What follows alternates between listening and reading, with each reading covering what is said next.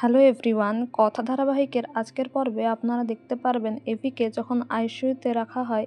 এদিকে রিচা মনে মনে ভাবে এতক্ষণে তো এভি নিশ্চয়ই শেষ হয়ে গিয়েছে, কিন্তু সে নোটিস করে বুলি সেই আইসিইউ থেকে বেরোচ্ছে। তাই রিচা চিৎকার করে আর পুলিশদেরকে বলে, আপনারা কি করছেন? যখন তখন যে কেউ ঢুকে যাচ্ছে, আর আমি নিশ্চিত এই মেয়েটাই এভির ক্ষতি করতে চাইছে। তারপর প্রত্যয়ের সামনে অশান্তির সৃষ্টি করে রিচা। এদিকে সকলে এভিকে দেখতে আসে আর সব কিছু ঠিক আছে দেখে তারা তো একটু সন্তুষ্ট হয়, কিন্তু রিচা ভাবে নিশ্চয়ই বুলি অক্সিজেন মাস্কটা আবার লাগিয়ে দিয়েছে। এদিকে সবাই ডক্টরকে রিকোয়েস্ট করে চেক আপ করার জন্য। ডক্টর এসে বলে মনে হয় ওনার ওপর দিয়ে কিছুক্ষণ আগে কোনো স্ট্রেস গেছে, এমন চলতে থাকলে উনি বেঁচে থাকবেন কিন্তু কোমায় চলে যাবেন। এদিকে প্রত্যয় খুব রাগ করে রিচা বুলির ওপরে আর বলে, আমাদের দাদা আমরাই দেখে নেব, আমার তো বুলিকে ঘরে আনাটাই উচিত হয়নি। এই বলে দুজনকেই সেখান থেকে চলে যেতে বলে বলে আমাদের দাদা আমরাই রাত জাগবো।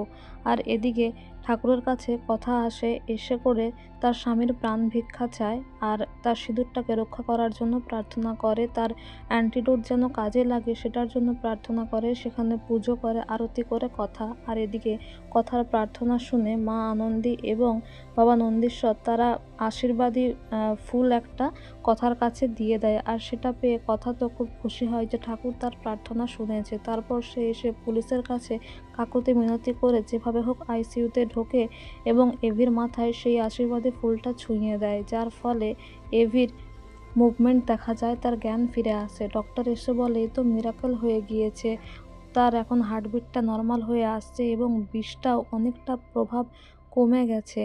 কথা তো খুব খুশি হয়, তার পাচক মশাই সুস্থ হয়ে গেছে, মানে সুস্থ হয়ে উঠছে ধীরে ধীরে। এদিকে তার অ্যান্টিডোটটাও কাজে লেগেছে, কিন্তু ডাক্তার বলে অ্যান্টিডোট ছাড়া তো এটা পসিবল নয়, কী করে হলো?